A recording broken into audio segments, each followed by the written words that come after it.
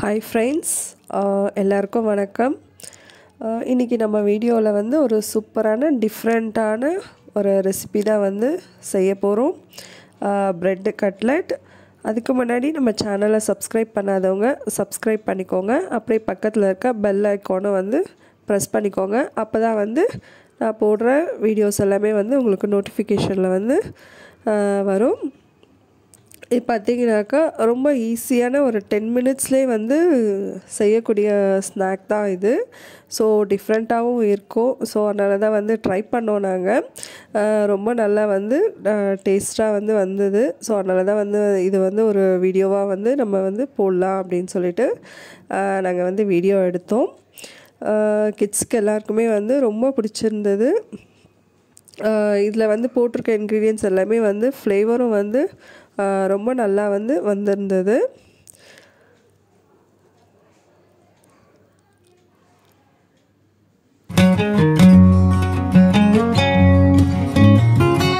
So இப்போ இதில் பார்த்தீங்கன்னாக்கா இதுக்கு வந்து நான் வந்து ஒரு 3 வந்து பிரெட் ஸ்லைசஸ் தான் எடுத்திருக்கேன். ஒரு ஸ்பூன் வந்து சோம்பு, அதுக்கப்புறம் ஒரு பச்சை மிளகாய், கொஞ்சமாக இஞ்சி பூண்டு, ஒரே ஒரு வந்து வெங்காயம், அதுக்கப்புறம் வந்து கொஞ்சம் கொத்தமல்லி, கொஞ்சம் வந்து புதினா எடுத்துருக்கோம். ஸோ இதை வந்து நம்ம வந்து தண்ணியே இல்லாமல் வந்து அரைச்சி எடுத்துக்கணும். பச்சை மிளகாய் வந்து நான் 3 ப்ரெட்டுன்றதுனால ஒரே ஒரு பச்சை மிளகாய் எடுத்திருக்கேன். உங்களுக்கு காரத்துக்கு ஏற்ற மாதிரி நீங்கள் போட்டுக்கோங்க.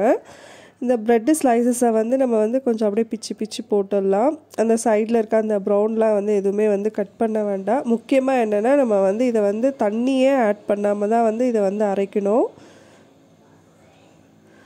ஸோ 3 ப்ரெட்டு ஸ்லைசஸையும் வந்து நம்ம வந்து ஃபுல்லாக வந்து இது மாதிரி பிச்சு போட்டுடலாம். ஸோ உங்களுக்கு வந்து இன்னும் கொஞ்சம் அதிகமாக வேணும்னா நீங்கள் நிறையா ப்ரெட்டு ஸ்லைசஸ் வந்து யூஸ் பண்ணிக்கோங்க. இது நான் வந்து ஃபஸ்ட் டைம் ட்ரை பண்ணேன். ஸோ அதனால் கொஞ்சமாக பண்ணணுன்றதுக்காக ஒரு 3 ஸ்லைசஸ் மட்டும் வச்சு நான் பண்ணேன்.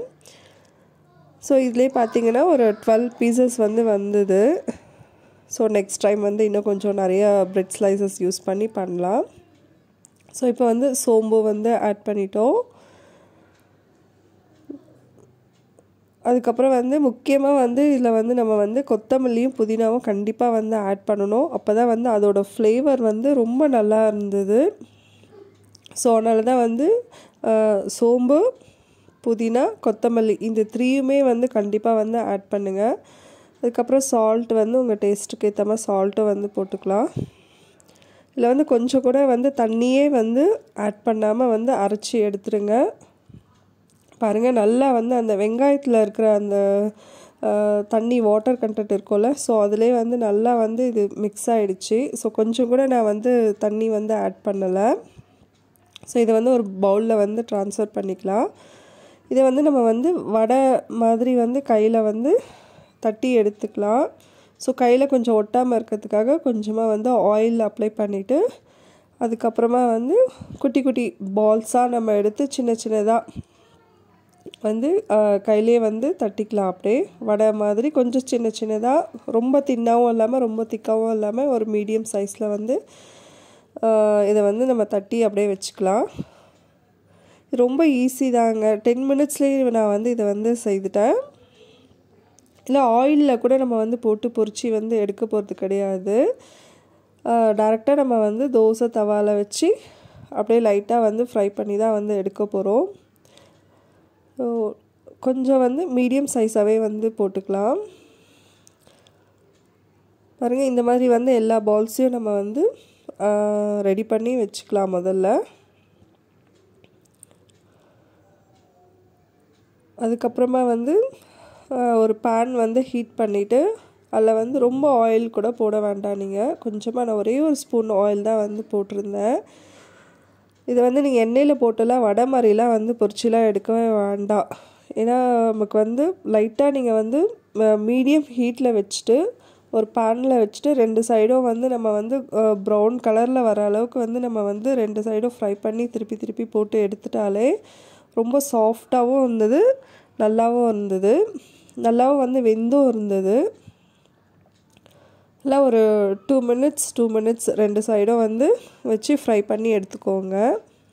ஆனால் நான் வந்து மீடியம் ஹீட்டில் தான் வந்து வச்சுருந்தேன். மீடியம் ஃப்ளேம்லேயே வச்சுக்கோங்க.